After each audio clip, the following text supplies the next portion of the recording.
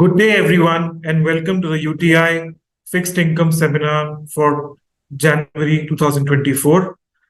This is the first webinar for the month of January and for 2024, and we really hope you have a really fruitful, prosperous, and a healthy year ahead. So broadly, we'll be covering the global trends, what really panned out in the month of December. Uh, Domestically, and what's our also view going ahead as well.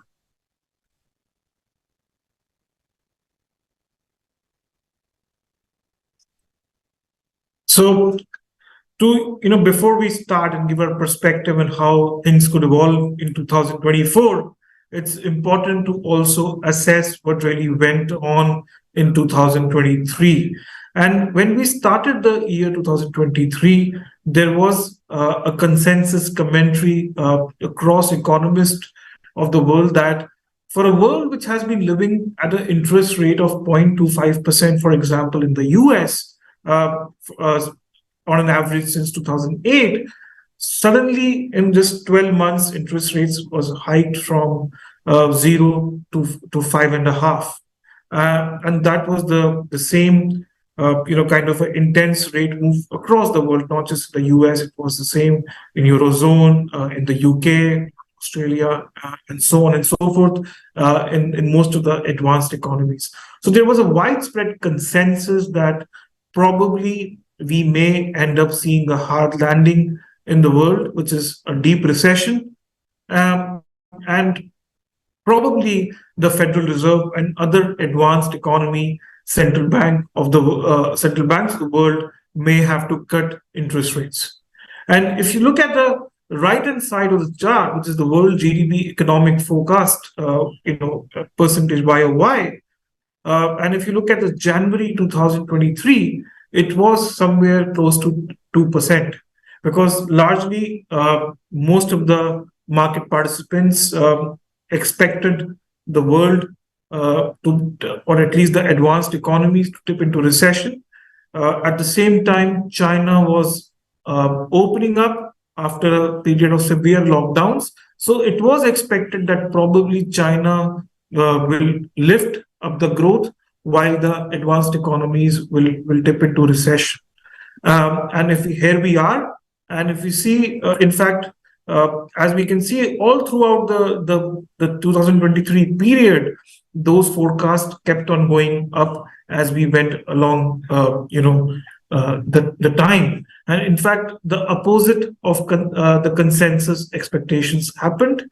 It was despite opening up fully, China did not contribute much to the world GDP growth because of the issues in its real estate. And at the same time, it was the US, and ably supported by, in fact, India, which lifted up this GDP forecast and overall global economic growth because of very strong, fiscal impulse. In fact, at UTI, we were of the view in the beginning of 2023 that we may not see rate cuts in the near time till we see inflation sustainably falling, till we see a recession happening across the world, which was not our base case. We called it a period of volatility because of the excessive rate hikes. We knew that there could be some possibilities of volatility in financial markets and real estate market, but given the amount of easy monetary conditions and easy fiscal conditions where we were starting in 2023, we believed that one, growth will be reasonably moderate, and inflation will also be slightly sticky. So it will be some time away before central banks start to look at rate cuts. And if you look at the left-hand side of this chart, which is the implied volatility of the US yield curve, which is called the MOVE index. In fact, the implied volatility of the US bond market has been very high. In fact, it has been higher than even the COVID period, if we can see. So broadly, the market kind of oscillated in the beginning of the year, when during March, when a couple of regional banks, the US, and some there was some turbulence in even the European banking system. There was a concern that probably now we are moving into the part of hard landing, and there will be a tightening of financial conditions. Uh, uh, the central banks stepped in very timely, and that whole collapse of the regional banking system was thwarted, and things stabilized from there for the financial markets. At some point of time during the period of July to September, there was also a concern that because of lack of debt deal in the US, probably there will be a also slow down in the government spending, and hence probably it will lead to a recession, and also probably lead to a technical US default. And the US CDS curve, in fact, went to its 10-year high. And for the uninitiated, broadly the CDS curve reflects market participants' assessment of incremental credit worthiness of a particular issuer. So on an incremental basis, market participants were looking at US credit from a slightly cautious perspective. So we saw all of that. The US yield curve was quite volatile, and after the last minute, dead deal, there was a sudden deluge of duration supply at that point of time, and we saw significant volatility. And in fact, the US 10-year went all the way till 5%, and the same way it went up from almost 4% to 5%, it came down also very very rapidly in just 2 months of November and December, when Federal Reserve broadly indicated that they are done with the rate hiking cycle, and probably they are comfortable with the forward-looking inflation. So broadly, we are where we started the 2023. The 10-year US bond yield were around 385, 390.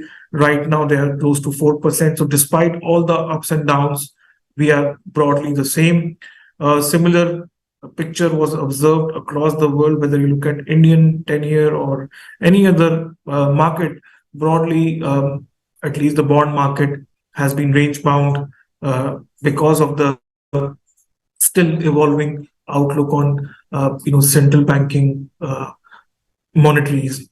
So this was how 2023 went, and now what's really important for us is that how we expect 2024 going ahead. So I will be discussing the key global trends that we are seeing subsequently.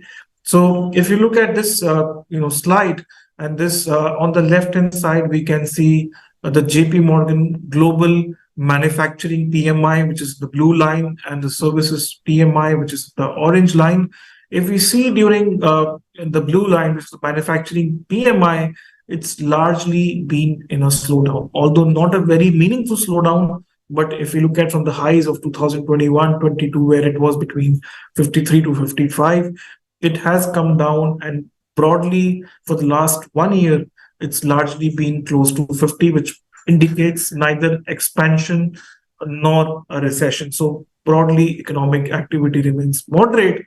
What really lifted off global growth and lifted off those economic forecasts that we talked about in the previous slide was the pickup in services. So if you see the services PMI, it took off very significantly in January 2023 and kept on going strong till middle of 2023. It has moderated, but it still remains in expansion territory. So broadly, the whole pent-up demand, which consumers could not really spend during the COVID period, and as economies opened up, as their savings accumulated, they started to spend in 2023, which really lifted, the global economic growth.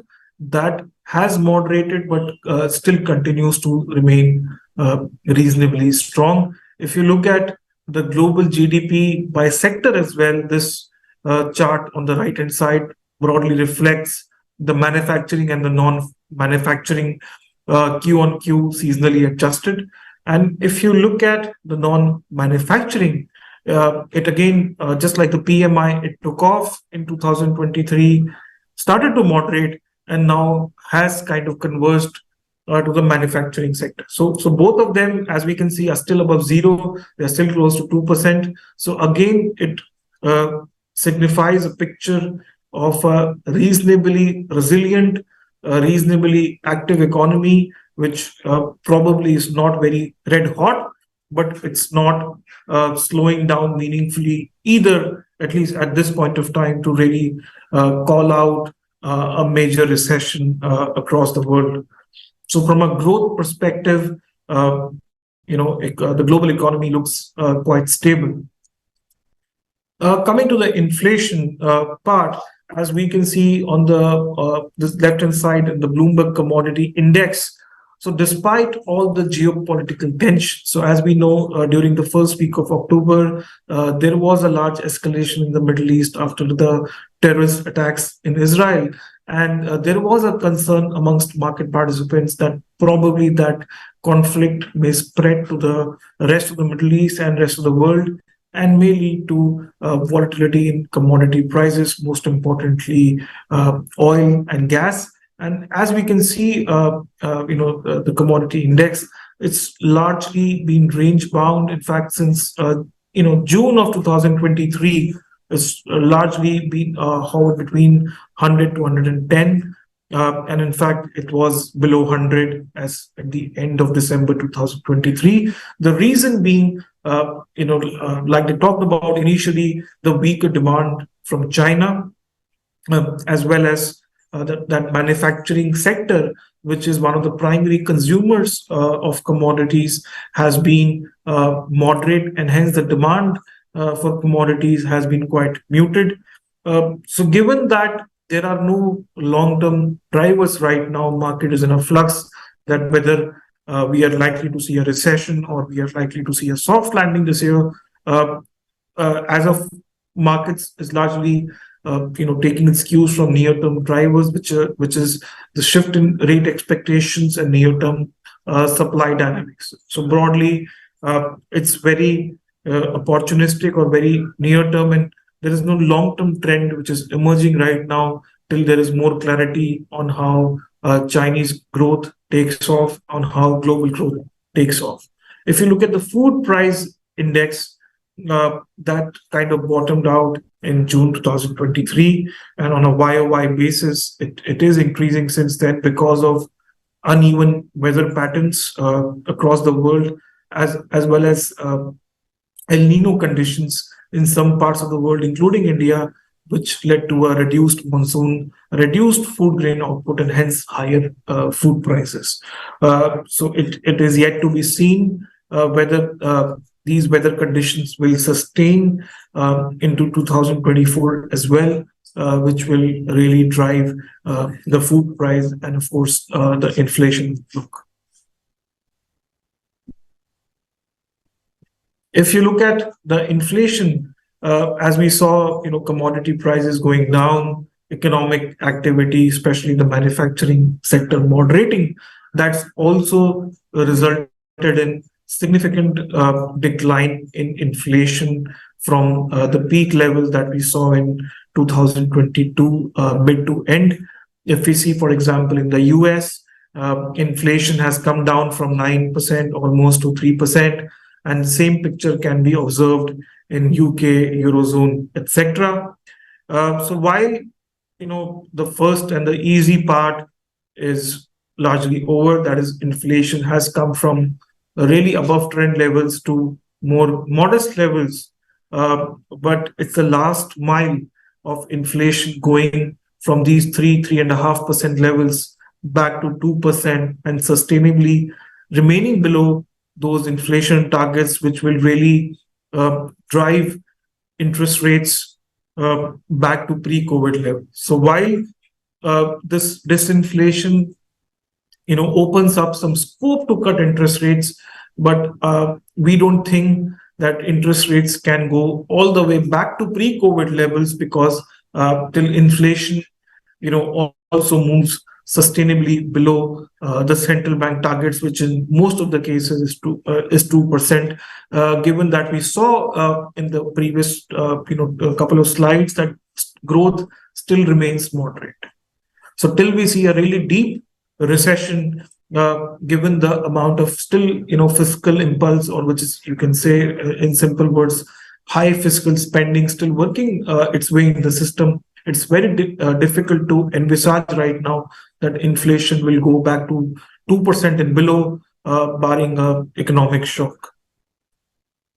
If you look at the broadly the sovereign yield movement in key economies, what we were talking about, that the last 2 months were really productive for most of the global bond markets. If you see, for example, in the US, from its high of 493, the 10-year bond yields were at 388 at the end of December. So, more than 100 basis kind of a move in 2 months. The similar picture can be observed in the UK, Germany, Mexico, Japan.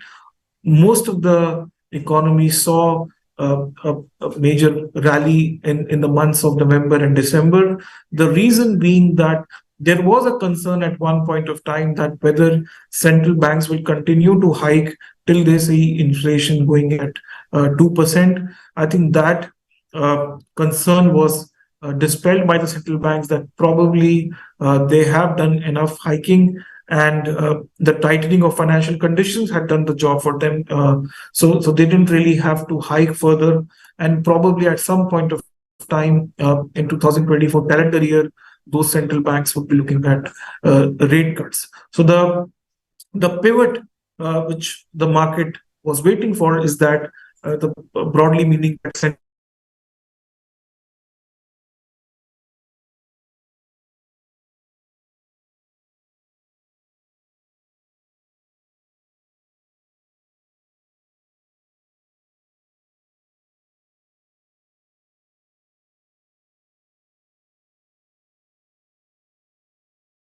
central banks are done, hiking rates, but the timing of future.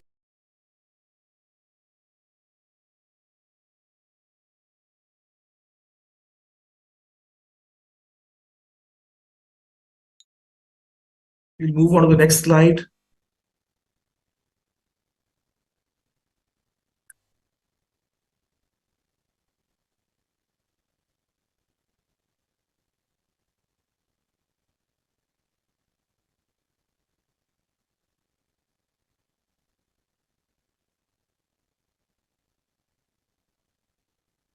So if you look at the slide, which represents the financial conditions index in the US, for example, this is Goldman Sachs US financial conditions. If you see from reaching a peak in November early week, it has continued to decline, and in fact, it is at its lowest in the second half of the calendar year 2023, which is broadly reflected in the easy emerging market currencies, easy interest rates across the world. If you look at the market implied policy rate, which is basically derived from interest rate swaps, we are already looking at if you look at current interest rate, which are at 5.5, we are already looking at a rate cut of somewhere between 100 to 150 basis in the next 12 months as per interest rate swap. So any change in expectations from these cuts, which is 100 and 150 basis points, that can again bring in some volatility in the near term. Coming to India trends. So one of the, of course, pain points for India inflation trends has been high food prices, and hence it's very important to understand how the future trend or the future outlook of food prices will going to be. And if you look at this update on Rabi sowing across the food range, which is wheat, pulses, oil seeds, etc., compared to end of November to December, although we have recovered Whereas if you look at in November, we were 5.3% lower area sown compared to last year. At the end of December, we were just 2.6% lesser than 2022. So broadly, yes, we have recovered, especially in wheat. But what is concerning, at least in the near term, is that the sowing under pulses was quite low compared to 2022, and it may keep food prices slightly volatile. What also matters when we are looking at food price patterns is also the irrigation capacity for the farm.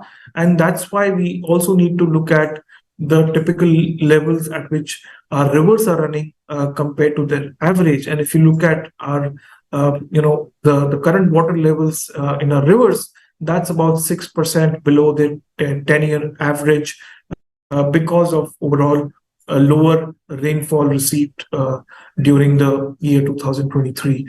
So while it's not really concerning, but we need to keep a watch out for this, whether it further becomes intense. And I think the rainfall for 2024 becomes all the more important, so that the water levels and even the sowing activity becomes back to normal, and future food price trends also stabilize. But doesn't mean that just because food prices are volatile, does that mean that inflation will be very high? One good thing about the current trend in inflation is the core inflation has reached its multi-year lows. So if you look at core inflation, it's for the last 6 months, it's been below 5%. In fact, the last couple of readings have come close to 4%, which is at its multi-year lows.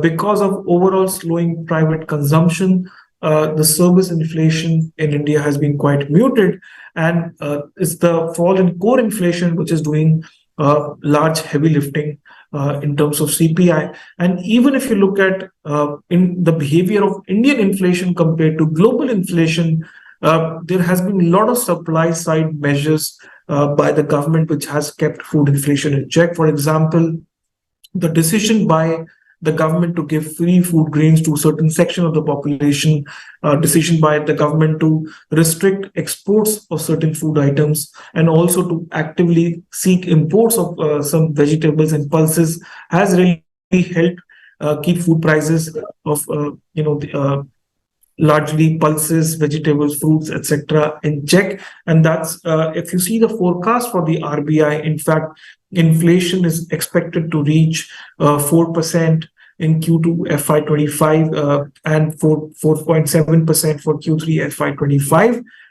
And if you look at the CPI diffusion index, so apart from the headline inflation, it's also important to look at the overall breadth of inflation.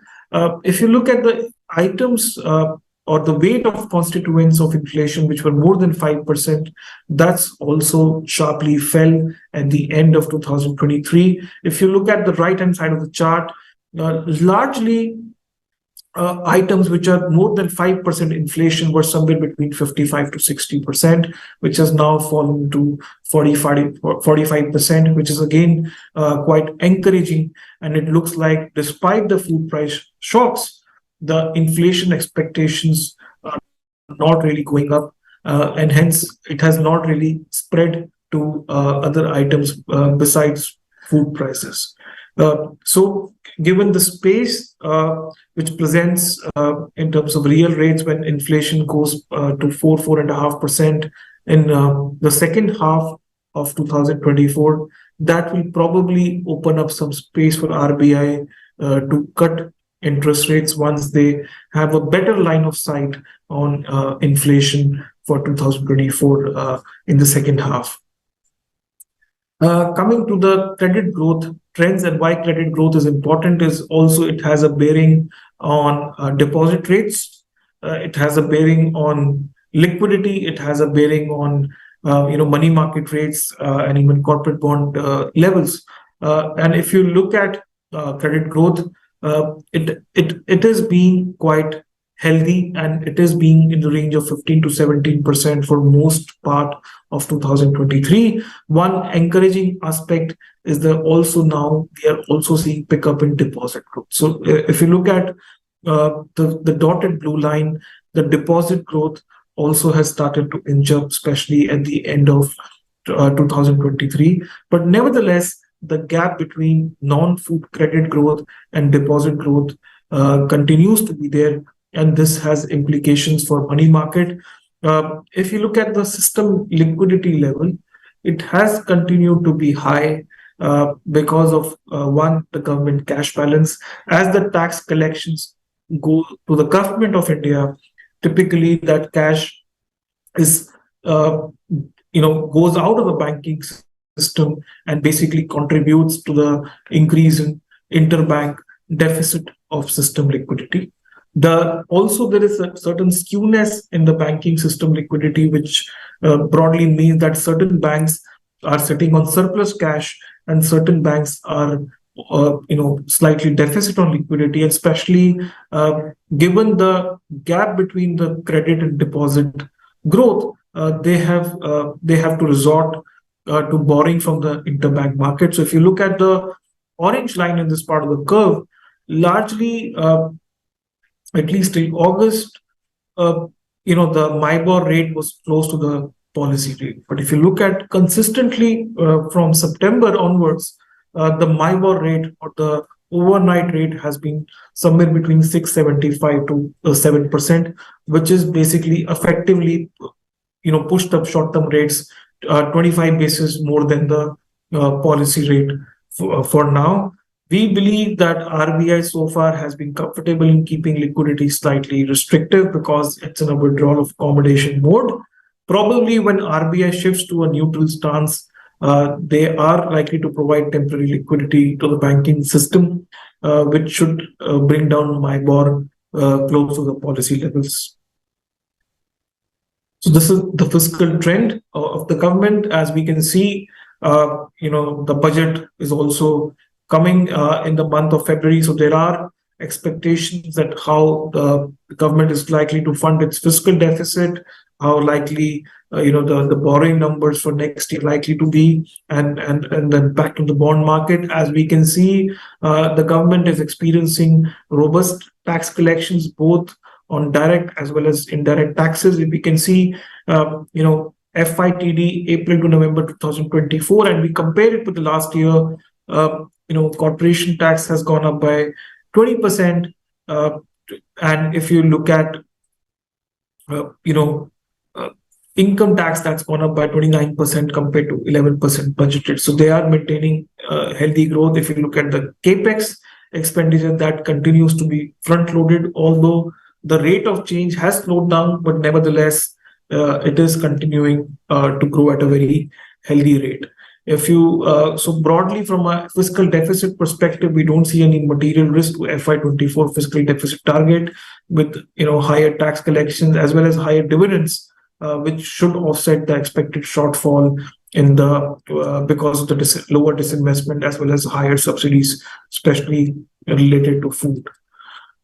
This is the update on state budgets. While the central government budget is looking quite healthy, there is a slightly concerning aspect of state budget. So if you look at the trend of the top 17 states, because mind you, the monthly revenue numbers of all the states are not updated as frequently for the center does. So broadly, we have taken the top 17 states. And if you look at the tax revenue for the states for FYTD24, which is the period of April to October, that's gone up by 14.8% compared to the growth of 29.9% for FYTD23. And if we compare it with the budgeted estimates of 17.5, it's slightly lower.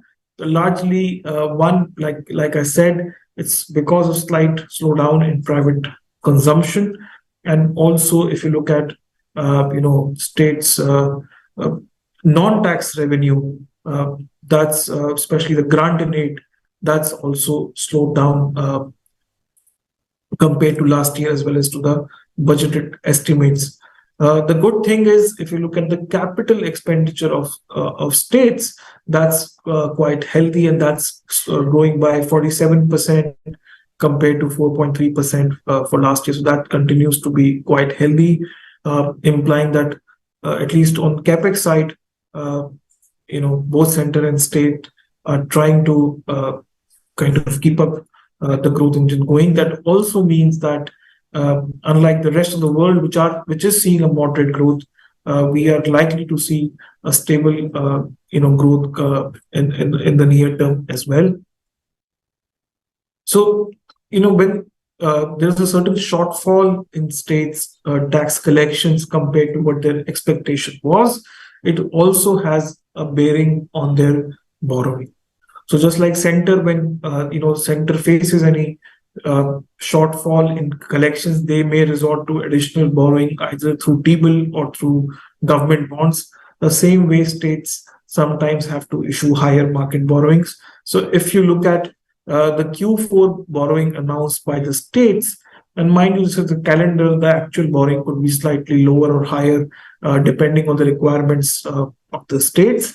But if you compare the Q4 borrowing calendar for FY24 compared to FY23-22, it is quite meaningfully high, and it may result in a gross borrowing of more than 10 lakh crores, which broadly means that usually, higher SDL issuance can also lead to widening of corporate bond spreads compared to SDL and GSEC, because if an investor is getting sovereign asset at a higher level because of the high supply, they are likely to bid for corporate bonds also at slightly higher level. And hence, compared to government bonds, we believe that SDLs as well as corporate bonds could slightly underperform, at least in the near term, till there's more clarity on SDL issuance.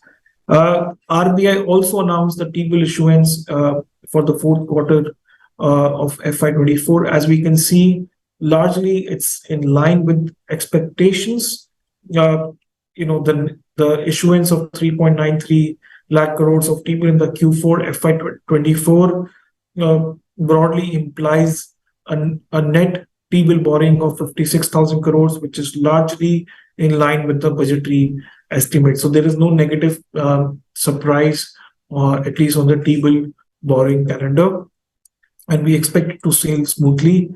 On the trade deficit, when we had discussed the trade deficit in last month, and we had seen a very high number of 29.9 billion, we had discussed that it was largely due to seasonal factors, and it should normalize going ahead. And as we can see, for the month of November 2023, the trade balance stabilized to a more sustainable level of 20.6 billion because of the change in the festival trends this year. This year, Diwali was in October, and hence there was higher demand, in this month.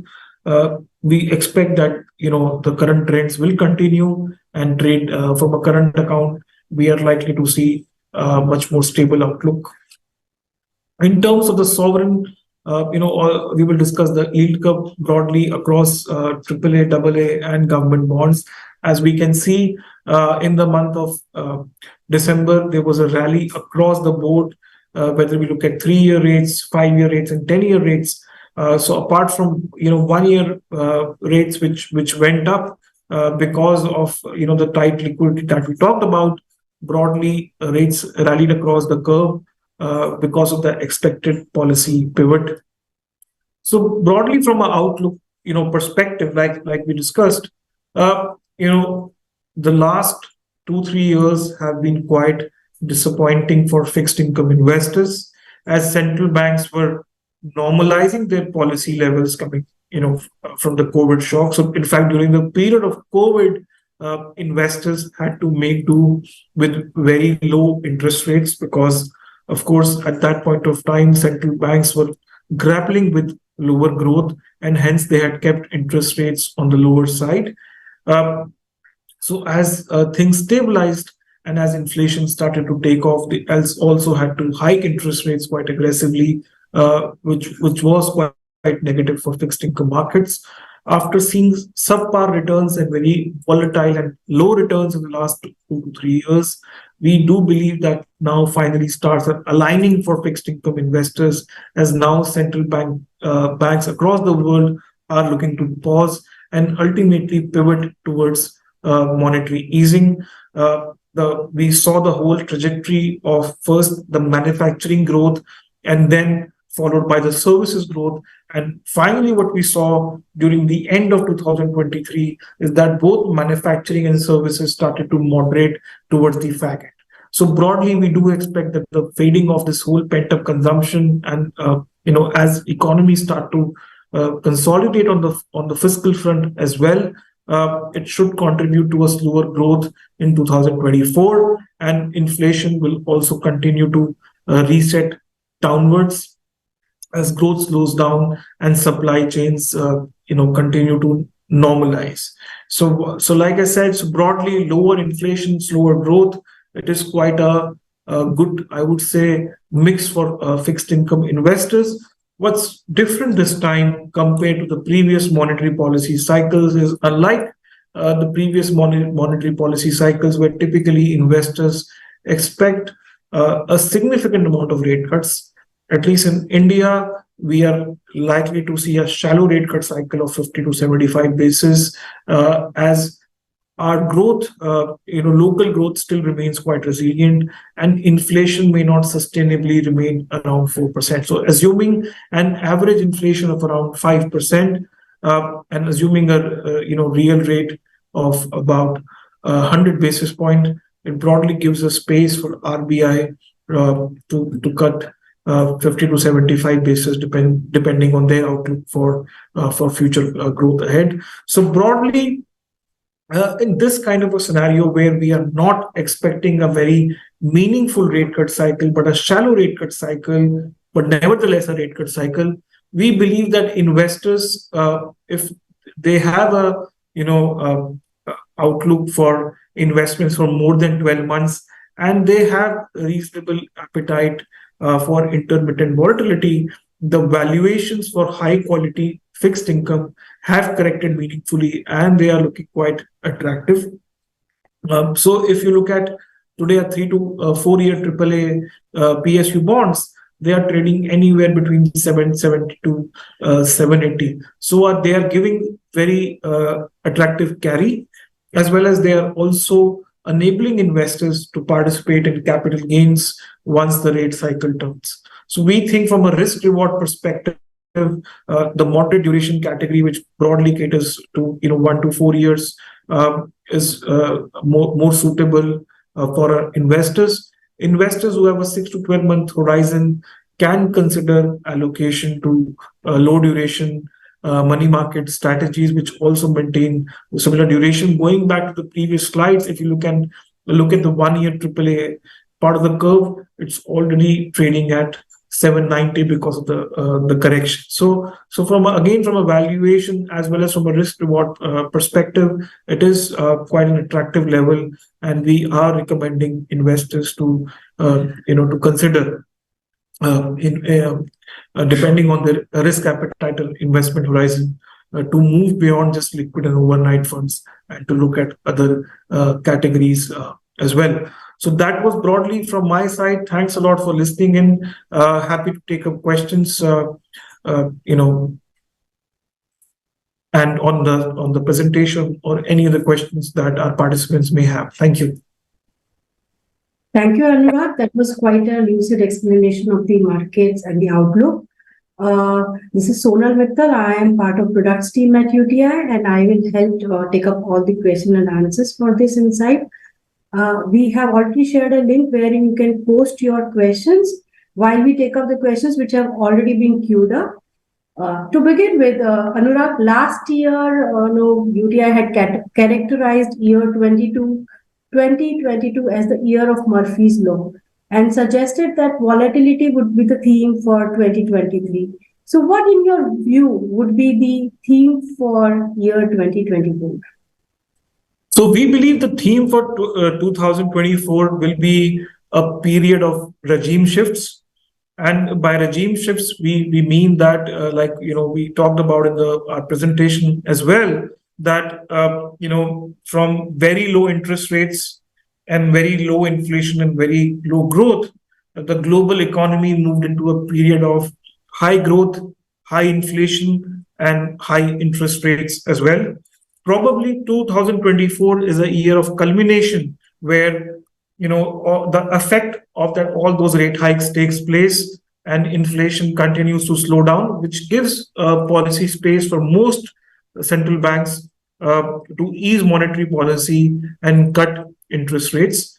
Not only this is a period of regime shift for central banks, this is also a period of regime shifts in a sense politically as well, where there are record number of elections where across, I would say, Asia Pacific, US, Eurozone, etc., which will, especially given a very volatile geopolitical situation across the world. So till 2020, probably till COVID, in the post Berlin Wall era of the world, investors could really take a stable geopolitical situation for granted, which is not the case right now, because as the world moves into friendshoring, nearshoring, new alignments on commodity supply chains, etc., it will also be very important to watch out those trends, as those will also influence near-term inflation drivers. So hence we believe that 2024 will be a very interesting year. On one side, we will be seeing monetary policy easing because of declining inflation, but like I said, because of the changing geopolitical situation, we could also be seeing long-term trends forming in the global manufacturing value chain, in the global inflationary cycle as well. Sure. So what strategy worked well for UTI fixed income funds in 2023? And what is the current investment strategy with regards to portfolio duration in the funds?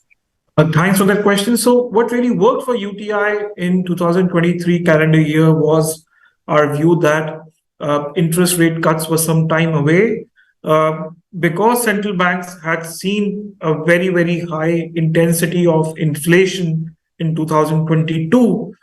They will not be able to cut interest rates until they have a strong confidence of inflation going, if not back to the targets, but at least close to the targets. And hence, if you look at most of our portfolios for most of the duration of 2023, we were running slightly underweight position on duration. We were also slightly, worried about the liquidity part on the money market curve because of the very high credit growth. So we did expect that CD and CP issuances on the money market side will pick up, and hence we were maintaining slightly underweight position in those categories as well, and that's really helped us because that view has largely panned out, and we were able to increase our duration at a more opportune moment when we believe that now probably we are moving into a period of central bank pivot. And for 2024, of course, like I said, we are positioned for a rate cut cycle, although we don't think the rate cut cycle will be very aggressive in India. But nevertheless, we think that a moderate duration like 2 to 4 years does provide a good starting point to capture movement in this rate cut cycle. Surely. So, sometime back only you just mentioned during your speech that year 2024 is going to witness polls in at least 64 countries plus Eurozone, including India. So this would represent a combined population of approximately 49-50% of the world, probably the highest ever in the history. So how, in your view, it can have any implications on the Indian economy and the bond markets? Right. So we do believe that, given that there are, multitude of elections going across the world. So earlier, even if, let's say, elections were taking place with the same amount of population in the same number of countries, maybe 5 or 10 years back, probably it wouldn't be of a very big interest to India or to the rest of the world, because in terms of geopolitics, it was a much more stable world.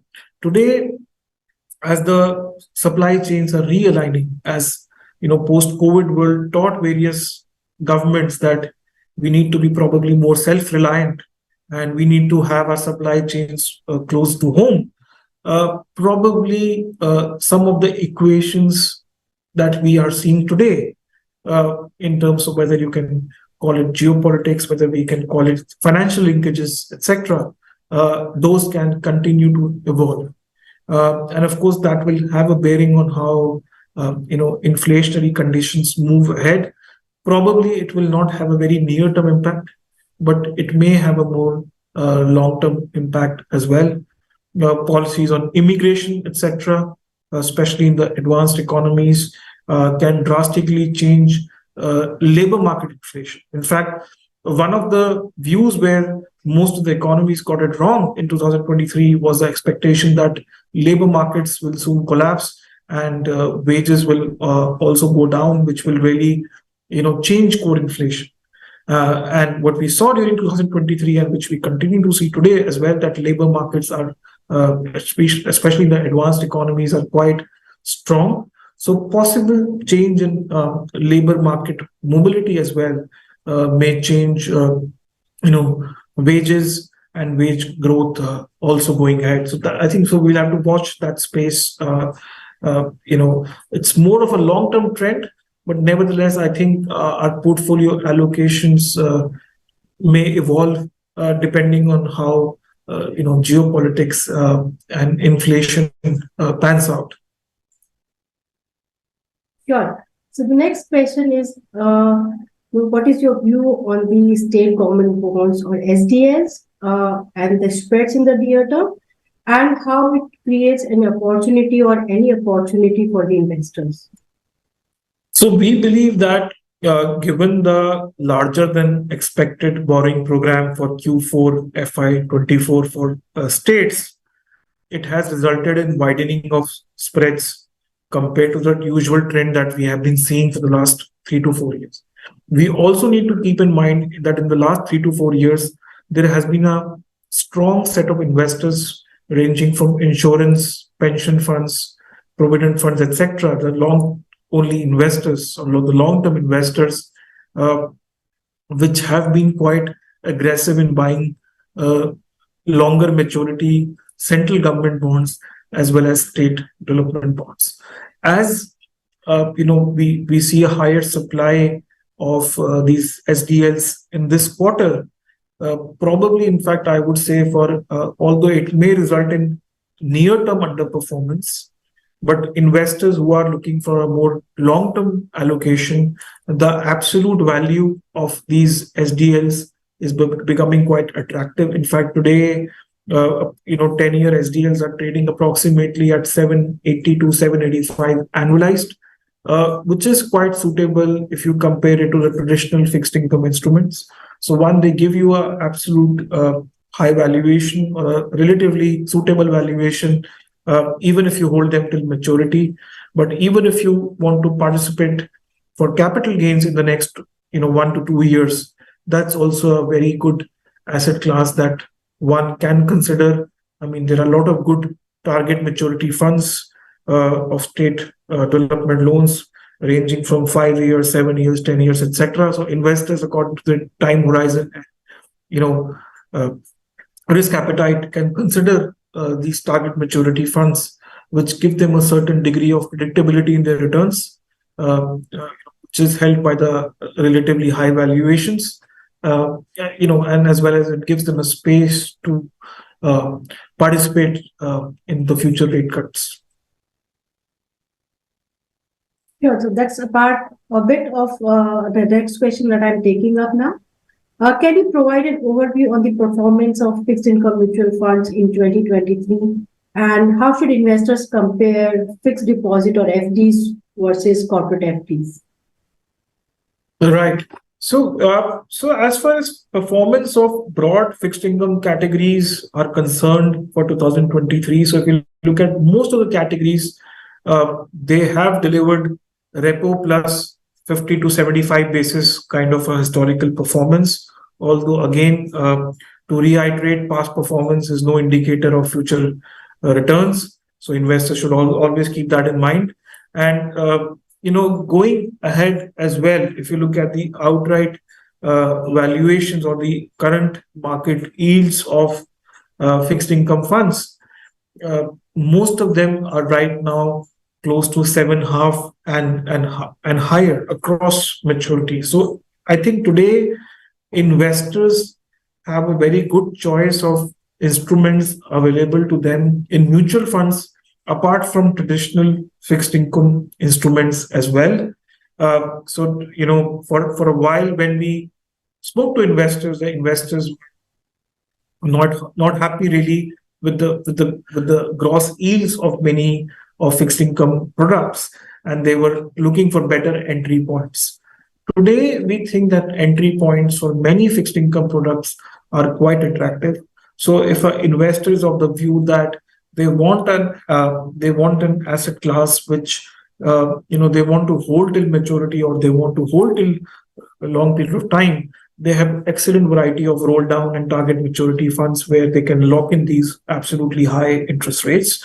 If an investor has a 1 to 2 year kind of an investment horizon, they have moderate duration categories which are yielding close to 770, 780 right now. So which are giving them good carry as well as opportunity to participate in capital gains. And if investor even has a lesser than 12 months investment horizon, even low duration and money market kind of categories are giving them reasonable carry over traditional fixed income instruments because of the correction in money market rates as well. Sure. So the next question goes like, for an investor who is not risk averse, would it be correct to assume investment in 30 to 40 year GSECs would give better total returns even in case of 50 basis rate cuts or probability of term spread increasing between 10-year and 30-year gilts may offset the expected capital appreciation? All right. So one thing we always tell investors to keep in mind is that markets always discount future expectations, and today where 30, 40-year bonds are trading are also discounting some of the rate cut expectations. So a 50 basis rate cut may not materialize into a 50 basis or a very similar kind of a rally for those kind of bonds.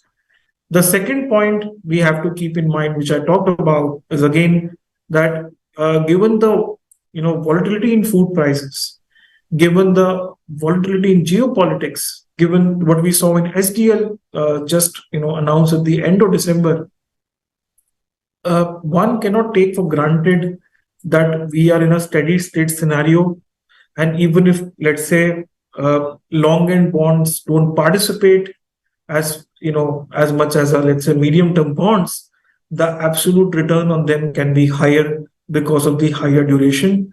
One also has to understand the risk reward. So in terms of risk reward, one always has to assess that, okay, this is my expectation. What if my expectation doesn't really come true? And then am I better off in my current strategy or in my expected strategy? So if you look at a moderate duration category, which is yielding somewhere close to 770, 780, let's say the expectation of 50 to 75 basis rate cut does not come through, you are still earning a accrual of 770, 780. Let's say in the 30, 40 year GSEC, if that expectation doesn't come through, there can be meaningful volatility. So for an investor who's looking at a secular asset allocation, for an investor who's looking to invest in fixed income from a 2 to 3 year perspective, some part of allocation can be done in long duration funds, because ultimately we can reasonably say that in the period of next 12 to 24 months, we are likely to see some monetary ease. But expecting rate cuts to happen in the next 6 months and aggressively allocating to long duration funds may not work for risk-averse investors. Sure. So now India will become part of global emerging indices in June. FII flows in Indian government bonds have turned positive in this anticipation. So what does this move holds for market participants and investors of fixed income mutual funds? So I think from market participants, of course, entry of Indian bonds into global indices, one adds better liquidity to the bond market because there are new set of investors who are now also tracking and actively managing Indian bonds in their portfolio. Secondly, it also adds more credibility to and more interest to Government of India bonds. And thirdly, it also kind of ensures, or it also calls out for greater transparency from the government as well as RBI in terms of its conduct of the fiscal and monetary policy. So from a long-term perspective, it's very positive for fixed income investors as well as for market participants. Specifically seeing for mutual fund or fixed income investors, given that India is an emerging economy and government has been spending in capex to kind of revive the economy, to build a better productive capacity. While we are getting great pool of capital in equities, it was also necessary that we get some foreign pool of capital in fixed income as well. So by providing this foreign pool of capital, and if you see in the last 2-3 years, we are always looking at the supply of Indian government bonds and trying to assess the absorption capacity of the Indian economy. So given that there is now a new outlet for fixed income, Indian fixed income, there is also that addition to the absorptive capacity of the government borrowing, which also helps the government to continue towards its capex oriented projects. Sure. So, Anurag, a question has come from one of the viewers in response to your views on SDLs. To capture the higher yields of SDLs, is UTI coming up with any new SDL-oriented mutual fund scheme, or will these new SDL securities will become part of existing strategies? So, since mutual funds are mark to market, we already have existing schemes. We already have a target maturity SDL index fund of 2033. And since, like I said, it's mark to market, so the yields have already corrected there. So investors who have that kind of investment horizon, or even if they have a slightly lower investment horizon, they can invest in those target maturity funds. If they end up keeping their investments till the end of the maturity of the fund, of course, they get a certain predictable return. If they want to exit at any point of time after getting their realized outcome, probably given that there is no exit load and it's easy liquidity, they have the option to exit anytime. Sure. So while we are nearing the time to the closure of the webinar, however, I would like to take opportunity to take up some couple of more questions. So the next question goes like, how would the government borrowing numbers look like in the upcoming budget, according to you? So government has indicated that they are likely to maintain a fiscal consolidation path, and they are targeting a 4.5% fiscal deficit by FY26. We do believe that the government will continue to adhere to it. So probably the government will print somewhere between 5.2 to 5.4% of fiscal deficit, which compares to 5.9 for FY24, which broadly may result in a gross borrowing number of somewhere between 15 to 16 lakh crores for FY25. Given the rise in deposits, given the interest of global investors, we do not think it's likely to be a concern, because in fact it reflects government's commitment to fiscal consolidation. Sure. So there are a couple of questions, which asks for like what are the suitable investment strategies for investors of different age groups. So what would you like to share your views over here, considering if there is an investor of in the range of 30 to 40 years age bracket, or 50 years, or maybe 50 years plus age bracket? Right. So I think that's a very interesting question. And see, as far as fixed income investments are concerned, they are better off measured in terms of one's investment horizon and one's risk appetite, rather than their age, because people of different age may have different requirements and different risk appetite as well. A person of 60 or 70 may be just looking to temporarily deploy some cash in a liquid fund, or a person of 40 maybe just want to park their investments for 1 year for a very short term and a very unique goal for them. And thanks to SEBI categorization, most of the schemes are now kind of bucketed in terms of their duration risk. Also, with the PRC matrices available, they're also kind of bucketed in the various credit risk baskets. So I think rather than just looking at the age, one has to look at the need for every investor, that whether they are looking to invest for 2-3 years, whether they're and what is an alternate in other fixed income. So if, let's say, someone is looking to invest compared to traditional fixed income instruments, they have to consider whether the alternate which is available in a mutual fund is liquid. It gives them better probably yield, or even slightly lower yield than a traditional fixed income because of the liquidity, and kind of fulfills their risk criteria. So I still don't think that fixed income has to be looked from a investor's age standpoint. Very well said. Moving on to the next question. What is your outlook for credit risk funds and factors that may impact them going forward? So as far as credit risk funds are concerned, of course, I think as the name suggests, there is always an element of a credit downgrade or a credit default when one is entering into these funds, and that's a truism. And of course, at any point of time, ideally, a credit paper will give higher yield than a AAA paper of a similar maturity.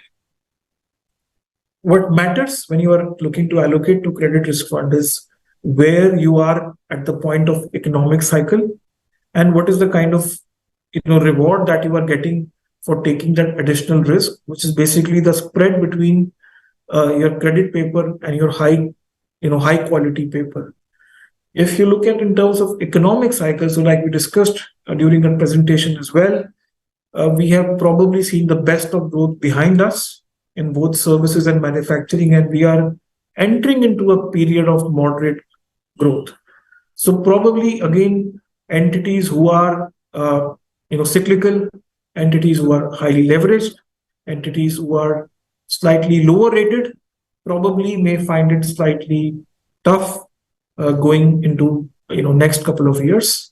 Like I said, it's also a period of high regime shift across manufacturing, across different supply chains, very unpredictable weather patterns as well. So of course, entities which are very robust in their balance sheets can withstand these kind of events much better than entities with weak balance sheets. So from an economic cycle perspective, I would say at right now, it's a slightly, I would say, uncertain time for credit. Secondly, more importantly, the reward that one is getting in high quality products is much higher than one is getting in credit products. In simple word, meaning if you look at the spread between lower rated papers and high rated papers, that spread has narrowed in the last 3 years because most of the entities during COVID were deleveraging, and hence the supply of credit papers has been on the lower side in the last 3 years. So as the supply picks up, as the capex cycle picks up in India, probably we will see a better time ahead for credit risk funds in terms of risk reward. So at this point of time, we think opportunities are much better in high credit quality papers rather than credit risk funds. Sure. So the last question for this webinar, for the investors looking ahead for 2024, which is also an election year, what asset allocation strategy would you recommend to them? So in terms of fixed income allocation, we recommend that investors may allocate 5 to 10% of their fixed income allocation to liquid and ultra short kind of products, which give them their immediate liquidity needs. Given that we are expecting rate cuts in this calendar year, we are recommending investors to look at 70 to 80% of their fixed income allocation into moderate duration products like short-term corporate bond, banking, PSU kind of categories, which are typically invested in duration ranging between 1 to 4 years.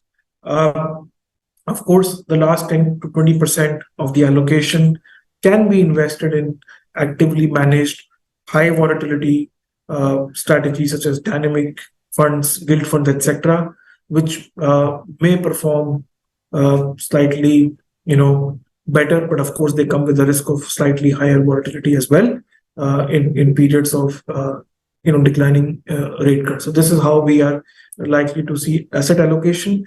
We don't think, at least in the near term, elections will have a very stark difference to the bond market.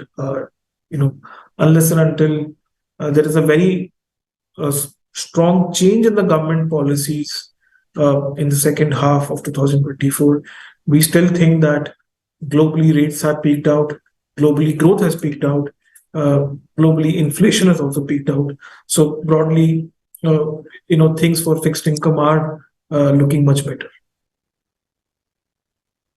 Sure. Thank you, Anurag, and thank you, participants, for actively participating in the webinar, taking up the questions and listening to us. We request you to please share your feedback on the link provided to you. And with this, we end this webinar. Thank you. Anurag, your closing comments, please. Thanks a lot, everyone, for dialing in. We really hope that you found the session useful and really look forward to seeing you in the next month webinar. Thank you.